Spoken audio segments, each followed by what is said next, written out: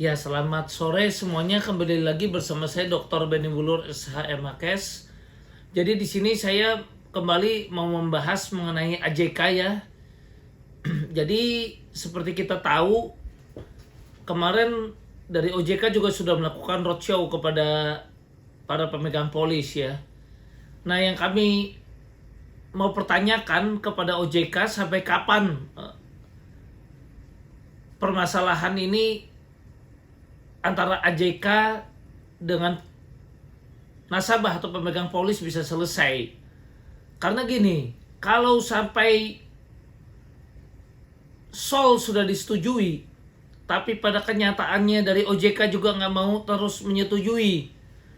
Ya, padahal kita tahu ada POJK nomor 6 tahun 2022. Ya, itu ada dasar hukumnya juga. Kemudian kita sendiri juga meminta kepada OJK untuk difasilitasi kepada AJK supaya bisa segera ada penyelesaian, supaya ada pembayaran kepada para nasabah. Dalam hal ini khususnya klien kami, umumnya seluruh nasabah atau pemegang polis. Ya, nah ini yang kami sayangkan, sudah berkali-kali kami sampaikan kepada OJK. Apabila dari OJK berlarut-larut juga di dalam melakukan pengambilan keputusan, dan apalagi kalau pengambilan keputusan tersebut juga misalnya malah menjadi cabut izin usaha daripada AJK, tentu ini akan merugikan para pemegang polis dan para nasabah secara keseluruhan. Karena begini, saya sudah bicara dengan pihak AJK ya. Sebenarnya gini, kalau AJK niatnya memang mau selesai masalah dan dia tidak jaga namanya, tentu AJK diduga kuat bisa melakukan kabur ke luar negeri.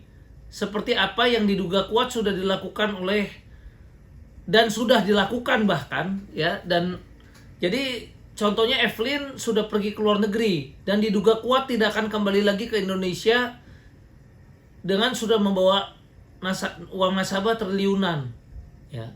Sekarang kalau AJK mau melakukan pergi ke luar negeri kemudian membawa uang nasabah triliunan juga, dia tidak akan bayar 1,4 T ya. Kemudian dia tinggal melakukan rapat sirkuler, tunjuk aja dari sekarang ya.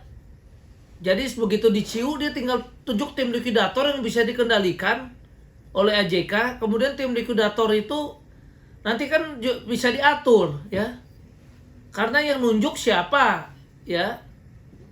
Kalau misalnya tim AJK mau dan diduga kuat nih. Tim likuidator yang tunjuk warna harta ini diduga kuat juga akan menguntungkan daripada yang nunjuknya dong. Itu logika ya kan, karena diduga kuat ya kita tahu ya kan tim likuidator akan setia pada yang nunjuknya diduga kuat ya. Apalagi kita tahu mantan karyawan Warna Arta ya yang ditunjuk jadi tim likuidator dan juga diduga kuat ya mantan kuasa hukum juga kan begitu. Diduga kuat ya silakan aja Anda cek. Nah sekarang kalau memang dari AJK juga mau melakukan seperti itu, ini diciu ya dia tunjuk tim likuidator. Habis itu nanti tim likuidator tinggal bicara karena lagi dilaporin di Barreskrim susah dapat data ya. Tunggu saja ya penjualan asetnya segala macam, tungguin dulu proses pidananya, karena pasti kalau diciu kan beriringan juga ada proses pidananya akan jalan tuh ya, dari kejaksaan naik nih ya ke pengadilan ya, dari polisi ke kejaksaan P21 baru nanti ke pengadilan itu PNPT MAPK 3-4 tahun lagi ya. Tim likuidator juga bekerja. Habis itu nanti dari pihak nasabah AJK yang nggak puas juga bisa lakukan berbagai gugatan ya. Nah habis itu nanti tinggal perang antar nasabah ya kan, yang lapor polisi minta ada pengembalian kepada korban. Kemudian ada tim likuidator nih ya, tim likuidator juga nanti bisa aja bilang loh ini hak kami katanya yang melakukan, bukan polisi, bukan pengadilan, karena kami udah ada dasarnya juga nih, direstui juga kok oleh OJK nih, kami sudah ditunjuk kok jadi tim likuidatornya. Ya akhirnya sampai lebaran kuda juga diduga kuat nggak akan selesai. Sementara AJK sudah mau berdamai sama nasabahnya, 3-5 tahun akan dilakukan pembayaran. Nah sekarang logikanya begini, ini sama juga telur dulu atau ayam dulu. Kalau AJK sekarang diminta store modal triliunan, saya ya orang pertama yang akan teriak mendingan bayar yang sakit dulu, yang lansia dulu, yang nasabah lagi mau bayar uang sekolah anaknya. Ya masa uang itu ada malah di store, ya mending dibayar buat klien-klien saya dan tentu atau yang membutuhkan, yang sakit dan sebagainya dong. Ya kemudian kata OJK store modal katanya. Store modal sekarang juga jual saham Anda. Lah sekarang masih di PKU, sahamnya masih rendah nilainya. Sahamnya dipaksa dijual, uangnya masukin store modal. Padahal kalau PKU dibuka, kita berharap kan saham-sahamnya naik karena sentimen pasar positif. Ya kalau udah sahamnya naik ya mudah-mudahan jadi para nasabah ini akan terbayar. Lah kalau saham dalam kondisi rendah dijual, ya kita PP bisa teriak-teriak rebutan juga kan, minta duluan dibayar. Nah makanya patut diduga juga ini yang lapor polisi juga egoisnya tinggi, pengen dibayar sekaligus, diduga kuat gitu. Ya, nah ini fairnya di mana gitu? Apakah kalau nanti saya juga memperingatkan kepada AJK kalau sampai saya tahu nanti ya, saya somasi juga kepada AJK yang lapor polisi dibayar duluan. Ya, dan dibayar penuh ya yang lapor polisi itu. Saya orang pertama yang akan menganjurkan kepada seluruh nasabah juga kita lapor polisi rame-rame dan kita juga minta dibayar duluan. Nggak fair dong yang sudah mendukung Sol dibayar belakangan. Sementara di perjanjian ditulis bahwa yang mendukung Sol akan didahulukan. Ya, dan diduga kuat justru yang lapor polisi ini kan egois, minta dibayar sekaligus tanpa memikirkan yang berdampak. Diduga kuat bisa merugikan dirinya sendiri. Ya kenapa? Ya tadi saya udah kasih tahu proses hukumnya di polisi itu, naik dulu ke jaksa, jaksa ke pengadilan dulu, pengadilan ke negeri, ke pengadilan tinggi, ke kasasi, ke PK. Selesainya kapan? Kemudian ada perintah bayar kepada seluruh korban. Harus daftar dulu dan sebagainya, nanti didata dulu. Contoh first travel sekarang udah berapa tahun nggak selesai juga, walaupun udah ada perintah bayar yang sebelumnya disita oleh negara, kan begitu. Nah sementara ini 3-5 tahun selesai, asal kita tidak mengedepankan ego. Kita juga sebetulnya harusnya tidak memberikan berita-berita negatif. Seperti ini diduga kuat OJK ini juga berbuat merugikan pemegang polis. Dengan banyaknya dia bikin berita-berita negatif tentang AJK, atau Pempol sendiri juga kalau bikin berita yang merugikan sahamnya makin turun, mendapatkan sentimen negatif. Akhirnya benar-benar diciu, ya nasabah yang rugi. Ya, menang jadi arang kalah jadi abu. AJK juga rugi, saya tahu. AJK juga rugi, tapi nasabah juga rugi. Ya lawyer yang bela juga rugi. Ya kecuali lawyernya diduga kuat hanya mau cari duit operasional ya. Kalau mau cari duit operasional, ya saya nggak boleh tuduh kan diduga kuat ya. Saya kalau mau duit operasional ya bayar dulu di depan, ya kan 2 juta kali 1.000 orang 2 miliar. Ya kalau 2 juta 4.000 orang berarti 4 miliar udah dapet di depan. Habis itu saya teriak-teriak pakai toa, demo di Mabes minta supaya proses diterusin. Ya habis prosesnya diterusin, selesai. Habis itu AJK-nya diciu, ya sudah toh udah ngantongin 4 miliar. Ya beli toa, pakai mobil komando, kita nyewa paling berapa? Ya sekarang misalnya nih diduga kuat nih, saya mau cari duit nih dari kasus ini tanpa mikirin nasabah yang lain ya. Ya kawal di jaksa, ya di jaksa, kemudian ke dari PN ke PT ke MA ke PK. Kalau per orang aja kita minta 2 juta kali 4.000, misalnya 4.000 nasabah karena tarifnya murah, cuma 2 juta misalnya ya. 2 juta dikali 4.000 berarti berapa? 8 miliar. Nah kalau 8 miliar dikali 4 tingkat kalau sampai PK ngawalnya, 8 miliar dikali 4 ya, Betul kan begitu, 32 miliar. Ya, teriak dengan modal teriak-teriak pakai toa sama mungkin saya untuk supaya kelihatan kerja bisa aja ya diduga kuat, saya nggak nuduh ya. Ya pakai saya demo lah bawa beberapa nasabah ya, kalau perlu siapa yang bisa dikasih kaos juga saya kasih ongkosnya berapa dan sebagainya, diduga kuat saya kalau mencari duit begitu kan, udah diciu, udah AJK-nya nggak bisa bayar, saya tinggal pengumuman kepada nasabah ya marilah nanti kita nuntut sisanya daripada yang bisa dibagikan ke nasabah, taruhlah saya minta success fee sekian persen, ya udah nanti dari yang dibayar itulah sisa-sisanya. Ya kan begitu. Nah, nasabah misalnya cuma kebayar 2-3%.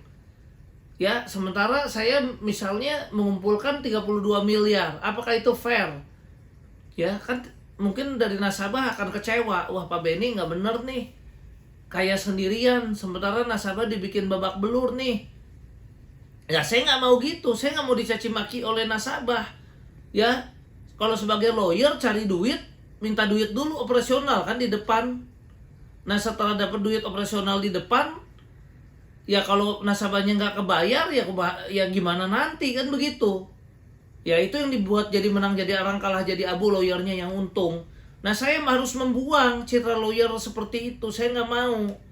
Ya makanya malahan saya tidak pernah minta-minta duit operasional untuk ngumpulin manas-manasin nasabah supaya terus perang lawan AJK.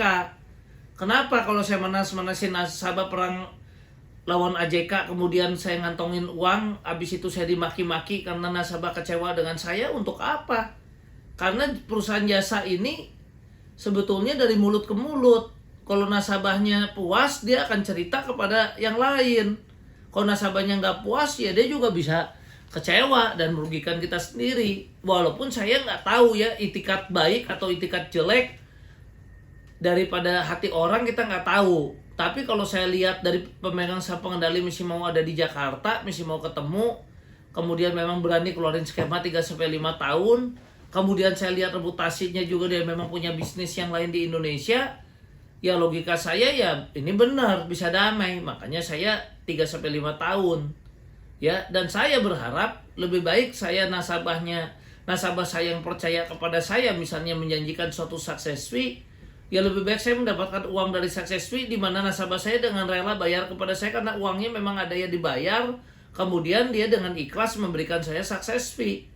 Ya, daripada saya minta uang untuk 4 tingkat, per tingkatnya taruhlah 2 juta atau 3 juta atau 4 juta, ya terserah lawyer bisa menetapkan tarifnya. Habis itu saya tadi udah kasih tahu misalnya dikali 1.000 orang kayak atau kali 2.000 orang. Ya kan, tapi dibikin 4 tingkat, habis itu nasabahnya nggak dapat apa-apa. Saya merasa saya mendapatkan uang itu dari air mata dan penderitaan orang lain, di mana uang nasabah ya saya duga nggak akan kembali betul-betul maksimal kalau dia AJK-nya diciu, ya AJK-nya diciu, dan kemudian AJK-nya juga kemudian juga pada akhirnya juga gunakan uang kita untuk fight. Ya untuk apa? Lebih baik saya daripada uangnya dipakai untuk fight, ya saya bilang sama AJK, mendingan bayar nasabah. Anda juga reputasinya baik, jaga nama baik Anda. Kan begitu. Ya, kalau nama baik terjaga, dia nggak jadi diciu, sahamnya naik, kita kebayar, ya AJK hidup, kita juga hidup. Kan begitu. Lebih baik sama-sama hidup.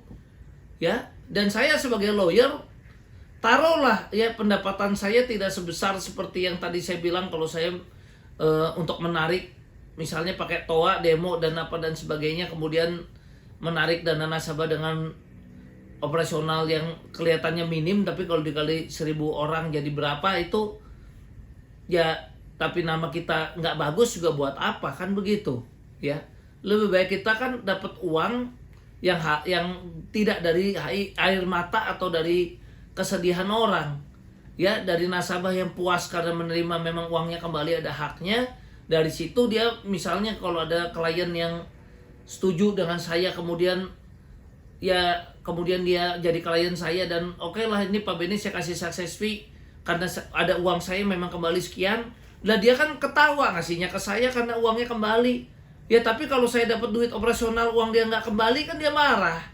Ya kan, Pak Benny ngajurin kita perang pakai toa. Memang benar saya lihat Pak Benny teriak-teriak pakai demo segala macam ya, tapi abis itu betul divonis bersalah si pihak pengusahanya.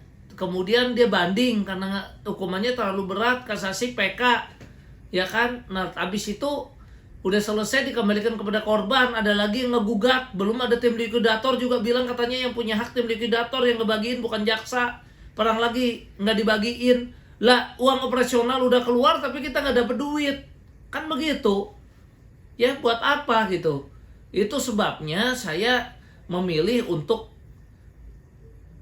ngambil jalan yang terbaik dari yang terburuk, yaitu berdamai dengan Pak AJK, mendukung Sol, sambil mengawasi juga dan mensomasi AJK juga tentu untuk benar-benar bayar dan melaksanakan sesuai dengan skemanya.